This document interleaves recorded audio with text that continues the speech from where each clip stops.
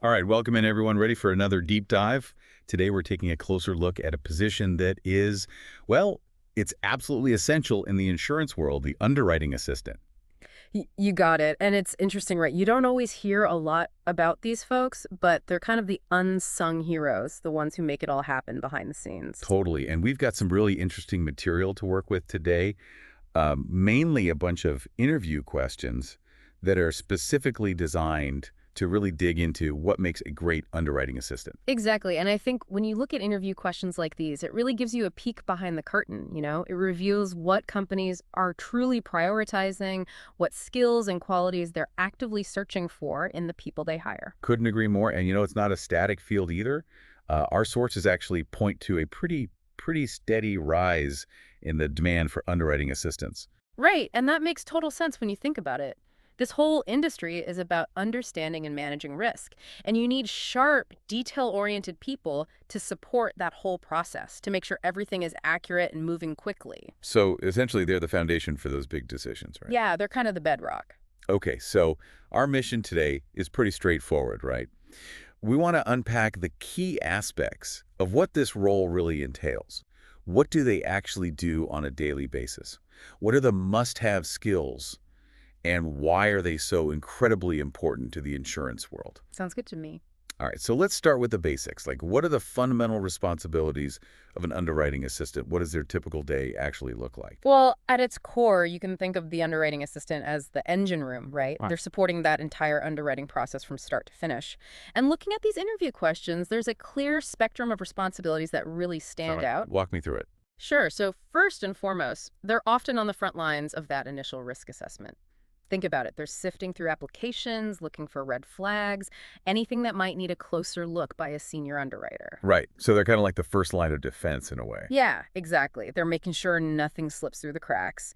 And then there's a pretty big element of data analysis involved, too. They're pulling together information, organizing it, and making sense of it so the underwriters have a really solid basis for their decisions. Gotcha. So it's not just about collecting data, it's about really understanding it and presenting it in a way that's useful. Absolutely. And then underpinning all of that, and this comes up time and time again in these interview questions, is the importance of documentation, meticulous, accurate documentation. Oh, that's going to be huge, right? If the paperwork isn't right, the whole thing could fall apart. You got it. And it's not just about avoiding mistakes, it's about creating a clear and auditable trail, ensuring transparency and compliance every step of the way. So it's clear that this role is way more than just administrative work. It's got a real impact. Huge impact. I mean, one of the sample answers we looked at really drives that point home. It states that underwriting assistants, and I quote, play a crucial role in mitigating risk for insurance companies as our work directly influences the decision-making process and the company's profitability. Wow. So it's directly tied to the financial well-being of the company. 100%. No pressure. Right. Now, the insurance landscape, as we all know, is constantly changing. New regulations pop up, guidelines evolve. How do underwriting assistants keep up with all that? It seems like a moving target. And that's a really great point. And you're right, it is a constantly evolving landscape. The interview questions really hone in on this, and what's clear from the answers is that staying current is not a one-time thing, it's an ongoing commitment. Okay, so like, what are some of the ways they stay on top of everything? Well, we see examples like actively participating in industry webinars and seminars. That continuous learning mindset is key. Then you've got things like subscribing to industry newsletters to have that information flowing in regularly. And something that I find really interesting is the emphasis on professional networking groups and memberships in industry associations. So that kind of peer-to-peer learning, being able to tap into that collective knowledge, that's got to be really powerful. Totally. Okay, now let's get into the nitty-gritty a bit. We know insurance is an industry where even a tiny error can have huge consequences. What are some of the systems and approaches that underwriting assistants use to make sure everything's accurate, that nothing gets missed? Well, that's right. Accuracy is non-negotiable, and the interview answers really highlight this. They paint a picture of some pretty rigorous systems that are in place. Okay, like what specifically? Well, it often starts with a very careful, detailed review of every single document, every application, every piece of information. It's like that initial quality check. Right, catching those errors before they snowball into something bigger. Exactly. Then you've got the critical step, of cross-referencing information from different sources, making sure all the data points align, and verifying everything very carefully. That makes sense. You can't assume anything. No, you got to be meticulous. And remember that meticulous documentation isn't just about recording things, it's about having that clear, auditable trail. Yeah, like a safety net for everyone involved. Right. And then there's the practice of double checking calculations. It seems simple, but with policies getting more and more complex, that human element of review is super important. You can't just rely on algorithms for everything. Nope. And then, of course, you have the use of software tools that can help flag inconsistencies or potential errors, adding that extra layer of protection. So it's a multi-pronged approach, combination of human diligence and smart technology working together. Exactly. And one more thing that really came through strongly in those answers is the importance of knowing when to ask for clarification. If something doesn't seem quite right or if there's any ambiguity, you don't guess. You seek out the right information. Absolutely. Got to make sure those decisions are based on the full picture. Yeah. So it sounds like underwriting assistants are often dealing with a pretty high volume of requests, juggling multiple tasks all at once. How do they manage that heavy workload without sacrificing quality? Well, that's where really strong organizational and time management skills come in. And that's something that these interview questions dig into pretty deeply. Okay, so what are some of the key strategies they use? Well, a fundamental one is prioritizing tasks, figuring out what needs to be done right now and what can maybe wait a bit. So it's about constantly assessing the urgency and the complexity of everything that's on their plate. Exactly. And breaking those larger tasks into smaller, more manageable chunks can be really helpful too. Makes it feel less overwhelming, right? Totally. And setting those internal deadlines or milestones helps keep things moving and prevents things from getting bogged down. Right, breaking it down into bite-sized pieces. Exactly. And of course, workflow management tools can be incredibly helpful for streamlining processes and keeping track of everything. Okay, so it's a blend of strong personal skills and leveraging technology to their advantage. Absolutely. And one thing that really struck me as important in those sample answers was the emphasis on clear and proactive communication with the team.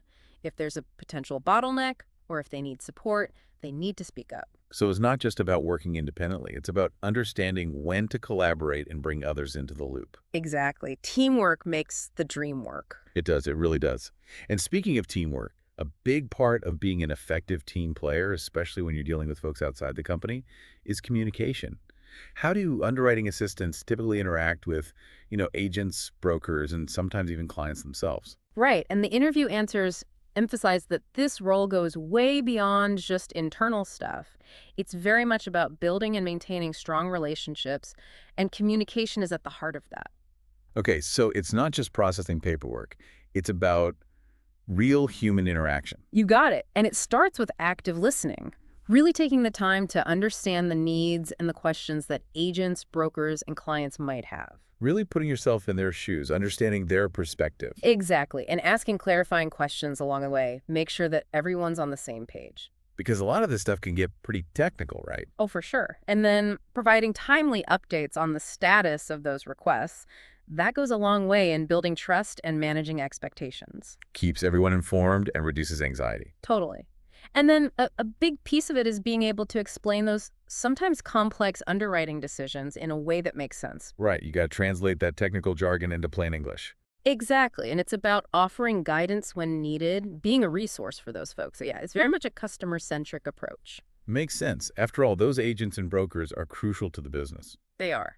Okay, so we know that in the world of risk assessment, sometimes the data isn't perfectly clear, right? There might be ambiguous factors at play. How do underwriting assistants handle those situations where the right decision isn't immediately obvious? Well, that's where those critical thinking skills and judgment really come in. And the interview questions, a lot of them actually present these tricky scenarios where things aren't black and white to see how candidates approach them. So it's like a real-world test in a way. Exactly. And what we see in those sample answers is that when the initial data is a bit limited or unclear, a good underwriting assistant will dig deeper. They'll do additional research to try to get a more complete picture. So it's about being proactive and not just settling for the surface level. Totally. And they also emphasize the importance of consulting with those more senior underwriters. Those folks have a wealth of experience. They've seen it all. Yeah, tapping into that institutional knowledge can be invaluable. It can be, and it's about carefully weighing those potential risks against the potential benefits, making sure to keep the company's guidelines in mind. Because ultimately they have to balance those sometimes competing priorities, right? Uh-huh. Protecting the company while also serving the client's needs. Right. It's a balancing act for sure.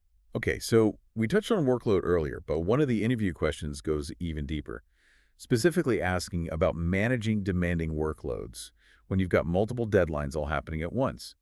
How do they juggle those competing demands? And that's a really good question because it's one thing to manage a lot of tasks, but it's another thing entirely when those deadlines are all converging. The pressure's really on in those situations. It is, and the sample answers we saw, they really build on those general workload management strategies we talked about, but with that extra layer of complexity. So it's like taking it to the next level. It is, and that first crucial step is always that really thorough assessment of, okay, how urgent is this task? How complex is it? You got to figure out what needs to be tackled first, right? Exactly, and from there, creating that crystal clear prioritization plan is essential. What absolutely has to be done now and what can maybe be pushed back a little bit. That clarity can be a lifesaver in those situations. It can. And then breaking those bigger tasks into smaller, more manageable steps with interim deadlines. That's key.